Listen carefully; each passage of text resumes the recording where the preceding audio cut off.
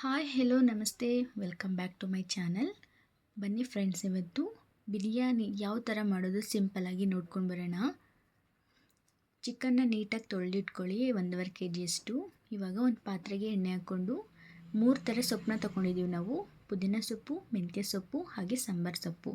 ಇದನ್ನು ಇವಾಗ ಒಂದು ಪಾತ್ರೆ ಇಟ್ಟು ಪಾತ್ರೆಗೆ 4ರಿಂದ 5 ಸ್ಪೂನಷ್ಟು ಎಣ್ಣೆ ಹಾಕ್ಕೊಂಡು ಅದಕ್ಕೆ ಸೊಪ್ಪುಗಳನ್ನ ಫ್ರೈ ಮಾಡ್ಕೊಳ್ಳಿ. ಹಾಕ್ಕೊಂಡು ಇವಾಗ ಸೊಪ್ಪೆಲ್ಲ ಫ್ರೈ ಆದಮೇಲೆ ಈರುಳ್ಳಿ ಮತ್ತು ಹಸಿಮೆಣ್ಸಿನ್ಕಾಯಿ ಎರಡನ್ನೂ ಕೂಡ ಹಾಕ್ಬಿಟ್ಟು ಫ್ರೈ ಮಾಡ್ಕೋಬೇಕು. ಈರುಳ್ಳಿ ಸ್ವಲ್ಪ ಸಾಫ್ಟಾಗಿ ಬೇಯಬೇಕು ಮತ್ತು ಕಲರ್ ಚೇಂಜ್ ಆಗೋ ತನಕ ಫ್ರೈ ಮಾಡಿ. ಇವಾಗ ಪಕ್ಕದಲ್ಲಿ 1.5 kg ಚಿಕನ್ಗೆ ಬಿರಿಯಾನಿ ಪೌಡರ್ ಏನಿದೆ ಅದನ್ನು ಹಾಕ್ಬಿಟ್ಟು ಒಂದು 10 ಮಿನಿಟ್ಸ್ ಆದರೂ ಮ್ಯಾರಿನೇಟ್ ಆಗೋಗಿ ಬಿಡಿ. ಯಾಕಂದರೆ ಈ ಥರ ಒಮ್ಮೆ ಮಾಡಿ ನೋಡಿ, ತುಂಬ ಚೆನ್ನಾಗಿರುತ್ತೆ. ಚಿಕನ್ಗೆ ಉಪ್ಪು ಖಾರ ಹಿಡೀಲಿ ಅಂತ ಹೇಳಿ ಹಾಕ್ತಾಯಿದ್ದೀವಿ.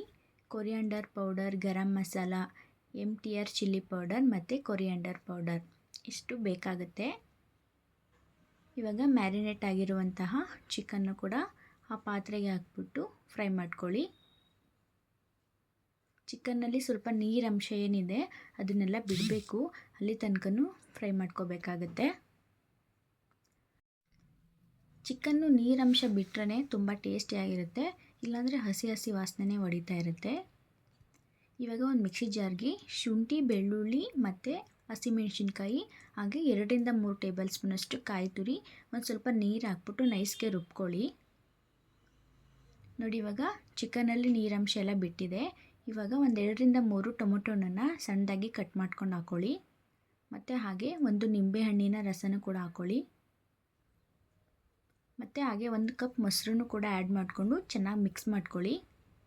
ಇವಾಗ ರುಚಿಗೆ ತಕ್ಕಷ್ಟು ಉಪ್ಪನ್ನು ಹಾಕ್ಕೊಳ್ಳಿ.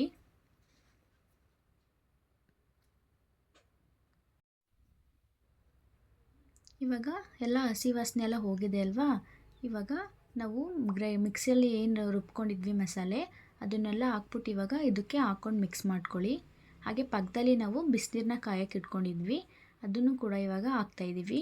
ನೋಡಿ ಯಾವ ಥರ ಕುದೀತಾ ಇದೆ. ಈಗ ಅದು ಚಿಕನ್ ಎಲ್ಲ ಬೆಂದಿದೆ. ಬೆಂದಾದ ನಂತರ ಆವಾಗಲೇ ನಾವು ಅಕ್ಕಿನ ನೆನೆಸಿಟ್ಕೊಂಡಿದ್ವಿ 10 ನಿಮಿಷ ಅನ್ನೋ ಹಾಗೆಯೇ, ಅದನ್ನು ಕೂಡ ಇವಾಗ ಹಾಕ್ತಾಯಿದ್ದೀವಿ. ಇವಾಗ 1 ಪ್ಯಾಕೆಟಷ್ಟು ತೇಜು ಬಿರಿಯಾನಿ ಪೌಡರ್ನು ಕೂಡ ಹಾಕ್ಕೊಂಡಿದ್ದೀವಿ. ಆವಾಗಲೇ 1 ಪ್ಯಾಕೆಟ್ ಹಾಕಿದ್ವಿ, ಇವಾಗಲೂ ಕೂಡ 1 ಪ್ಯಾಕೆಟ್ ಹಾಕೋತಾ ಇದ್ದೀವಿ. ಇವಾಗ ಇದು ಕುಕ್ ಆಗಬೇಕು.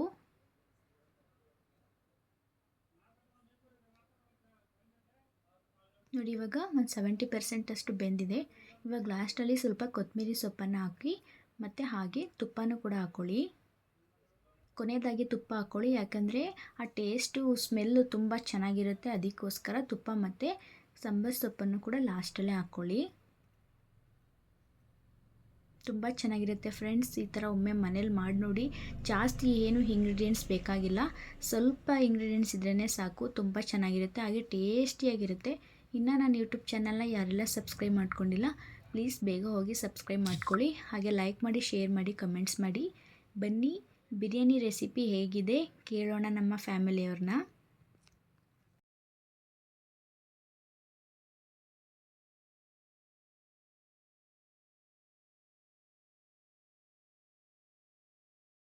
ಹೇಗಿದೆ ರೆಸಿಪಿ?